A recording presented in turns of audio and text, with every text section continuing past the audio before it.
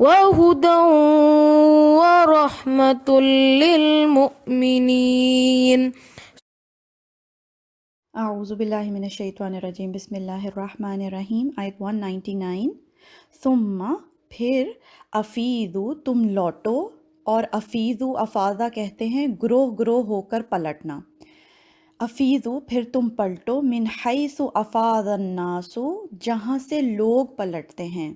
یہاں پر اشارہ ہو رہا ہے عرفات سے مزدلفہ آنے کی طرف، جہاں ہم نے حج کا طریقہ پڑھا تھا نا۔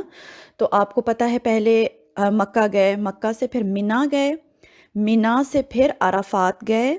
عرفات سے پھر مزدلفہ آئے، مزدلفہ سے پھر منا آئیں گے، اور منا سے پھر مکہ آئیں گے، اور یہ بالکل ایسے ہی کرنا ہے جیسے اللہ نے حکم دیا ہے۔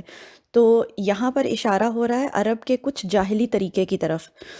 ہمیں حضرت عائشہ رضی اللہ عنہ کی روایت سے پتہ چلتا ہے کہ انہوں نے کہا کہ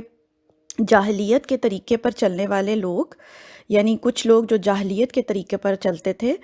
وہ لوگ عرفات جانے کی بجائے مزدلفہ میں وقوف کرتے تھے۔ یعنی مین جو حج ہے وہ ہے عرفات کے اندر آپ کا وقوف، لیکن وہ لوگ کیا کرتے تھے، مزدلفہ تک ہی جاتے تھے، مزدلفہ سے ہی منا واپس آ جاتے تھے، آگے عرفات تک نہیں جاتے تھے۔ تو باقی جو عرب کے لوگ تھے وہ عرفات میں جاتے تھے۔ تو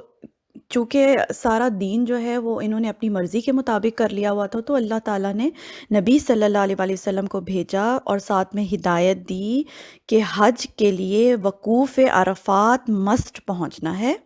پھر عرفات سے آپ لوگ لوٹو مزدلفہ، جیسے کہ اللہ تعالیٰ نے آپ کو حکم دیا ہے۔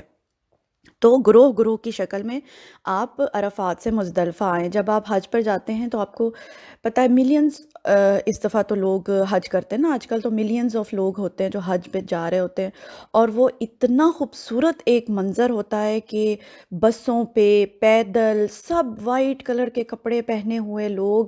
منا میں ہیں، منا سے پھر گروہ گروہ بن کے، اب تو بسوں میں بھی لے کے جاتے ہیں، کچھ لوگ پیدل ہی چل پڑتے ہیں، گروہ گروہ بن کے سب لوگ پھر عرفات جاتے ہیں، عرفات میں وقوف کرتے ہیں، وہاں پر جو ہے عبادات ہوتی ہیں، پھر نماز پڑھے بغیر اذانیں ہو رہی ہوتی ہیں، سورج ڈوب رہا ہوتا ہے، اور اس قدر خوبصورت سین ہوتا ہے وہ، کیونکہ آپ کو پتہ ہے عرفات کا جو نقشہ ہے نا، وہ میں آپ کو بیان ہی نہیں کر سکتی، یعنی وہ الفاظ میں بیان نہیں کیا جا سکتا کہ وہ وہاں کیا کیفیت ہوتی ہے۔ ایک تو یہ ہے کہ احادیث ہیں بہت زیادہ نا، کہ سب سے زیادہ سال میں جو گردنیں جہنم کی آگ سے آزاد ہوتی ہیں وہ عرفات کے دن ہوتی ہیں۔ اللہ تعالیٰ جیسے جتنے لوگ عرفات میں موجود ہوتے ہیں، اور وہ لوگ جو عرفات میں جاتے ہیں وہ پیچھے والوں کے لیے بھی دعائیں کرتے ہیں نا، تو اللہ تعالیٰ اس دن 9 ذی الحج کو لوگوں کو جہنم سے آزاد کرتے ہیں۔ تو جب مغرب ہوتی ہے وہاں پر تو بالکل انسان ایسے پرسکون اور ریلیکس ہو جاتا ہے، اور ایک ایسی اچھی کیفیت ہوتی ہے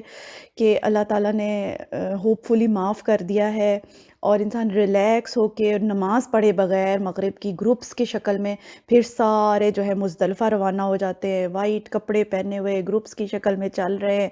لبیک پڑھ رہے ہیں، تکبیرات اونچی اونچی پڑھ رہے ہیں۔ اتنا خوبصورت وہ منظر ہے کہ آپ نے کبھی دنیا میں ویسا منظر نہیں دیکھا ہوگا۔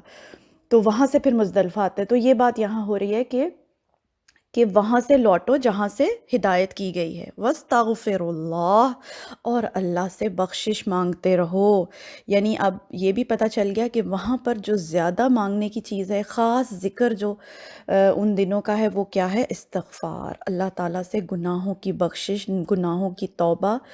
اور یہی بخشوانے کے لیے تو سب لوگ جاتے ہیں۔ آپ کو پتہ ہے نا کہ جہنم سے آزادی کا دن ہے، گناہوں کی بخشش کا دن ہے، تو بہت اہم اور بہت زیادہ اہم دن ہے عرفات کا وقوف جو ہے۔ تو اس دن کیا خاص آپ نے کیا ذکر کرنا ہے، استغفار کرنا ہے۔